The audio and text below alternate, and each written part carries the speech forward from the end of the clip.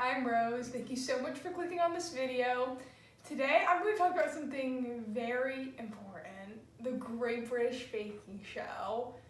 If you don't know what that is, then I'm surprised because it's on Netflix and it's in the popular on Netflix section and trending section a lot. And I had never watched it until a few days ago, and oh my gosh, I'm not even exaggerating. It is the best show I've ever seen. If you haven't watched it, you need to, because it's amazing. I've seen a lot of cooking shows in the past, and I didn't like them that much. Some of them I liked, but I didn't really love any of them. There's just something about the Great British Baking Show. In case you haven't seen it and you don't know, the premise is they get 12 people from all over England who are really excellent bakers, and they go to this tent. They have a huge tent that they set up in a park, and that's where they bake. It's so weird, but it's awesome. And they have 3 challenges in every episode. Oh, and they film over the course of 2 days. On the first day, they have a challenge where the hosts of the show, I don't remember their names. One of them is Mel. What's the other host's name? I don't know. I'm too lazy to look it up. Anyways, Mel and some other girl tell them a specific thing they have to make, but it's not that specific. For example, in the episode I just watched, the theme of the episode was bread, and their first challenge was they had to make rye rolls, and which seems very basic. I feel there's a lot you can do with that. People made so many different versions. They used a lot of different ingredients in it to give it flavors, which I didn't know you could do. I thought rolls were just rolls. I didn't know you could put a lot of different flavors in them, but you can. And some of the people are so creative, and I love it. Anyways, after they make their thing that goes along with the challenge, it gets judged by the 2 judges, Mary and Paul. I'm not really sure who they are, but I think they're famous chefs because they each have a bunch of their own recipes, and they're on the show. Anyways, they judge what everyone baked, and then after they have the second challenge, and it's a blind challenge, so Mary and Paul don't get to see them while they're making the stuff, so they don't know whose is whose. It's a mystery. And the second challenge is a technical challenge, which means that they have one of Mary's recipes or one of Paul's recipes, and they have to make it, but the recipe isn't complete. It's very vague. The instructions are not specific at all. It tells you, mix these things, but you don't know what consistency you're supposed to be mixing it to. And it says, bake it till it's golden brown, but it doesn't tell you what temperature to have it at or about how long it should be in the oven.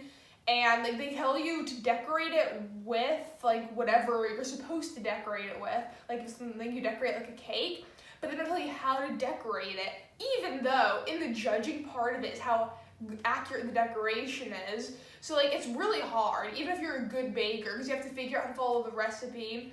And unless you've made this thing before in the past, it's going to be super difficult. And a lot of people do badly, even if they're amazing bakers. So I love it because even the playing field between the ones who are really good and the ones who are really, really good.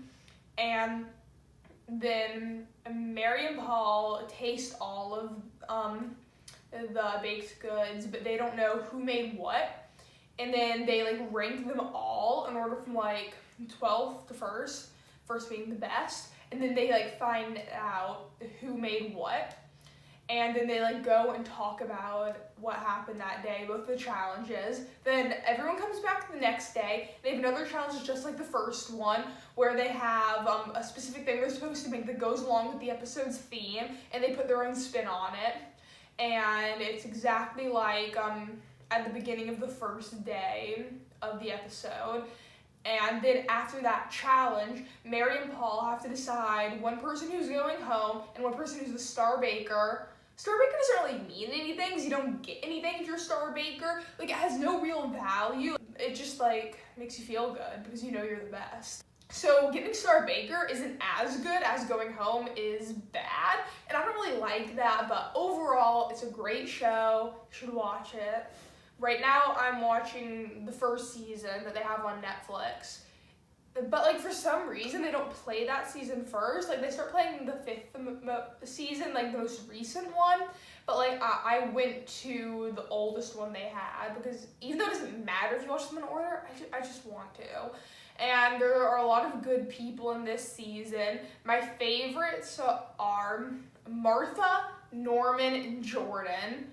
Martha is my #1 favorite. I like her because she's only 17, so she's like significantly younger than everyone else. So she has like a different perspective, and she comes up with like a lot of really creative things other people don't think of. And like, for example, in the Biscuit episode, Biscuit means different things in England. So, like, I didn't really know what I was getting into in that episode. But anyways, one of the challenges on the second day of Biscuits was they had to make a biscuit scene. Like, they had to bake biscuits and then, like, create, like, some sort of, like, sculpture, like, art thing made, like, out of biscuits. And, like, a lot of people's were really good, but Martha's was, like, significantly better than everyone else's.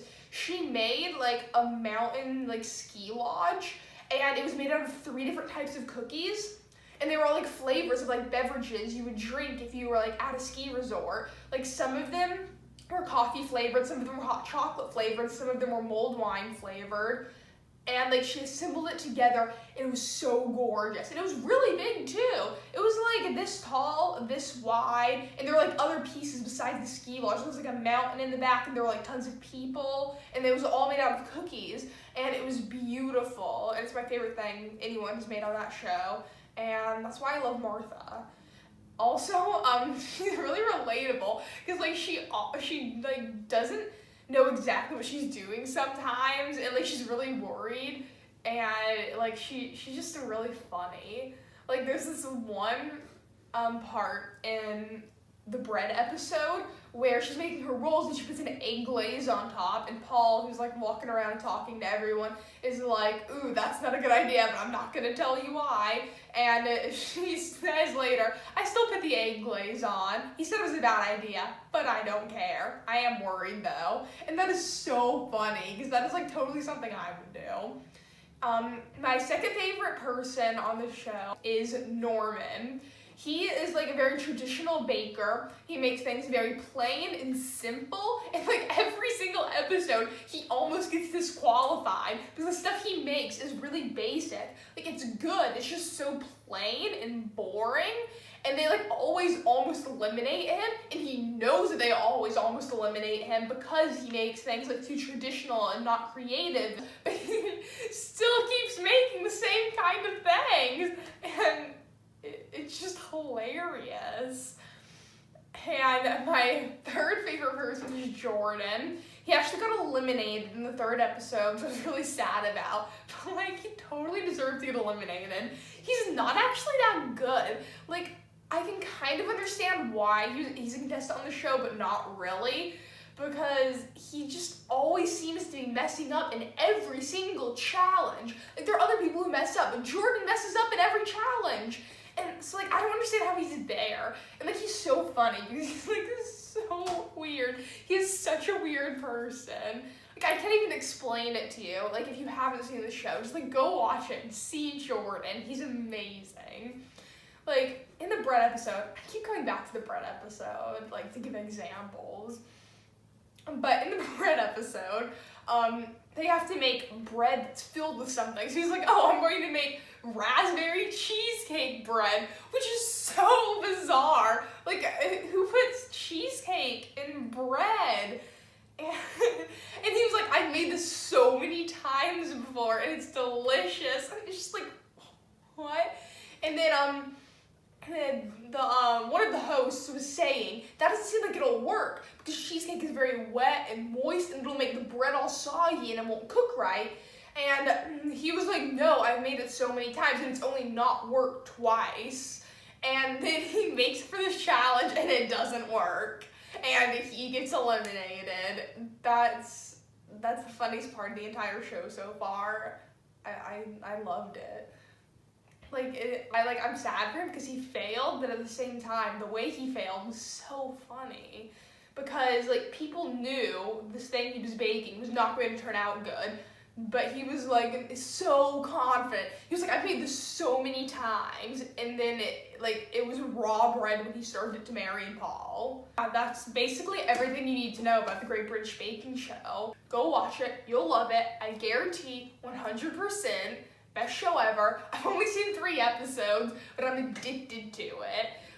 I think about it, whenever I'm not watching it, whenever I have to do something, I'm just thinking about the Great British Baking Show. So, just go watch it, please. This is a public service announcement. Watch the Great British Baking Show. So, that's where I'll be wrapping things up today. Remember to come back next Friday for another new video for me. And remember that God loves you very much, and I do too. Bye!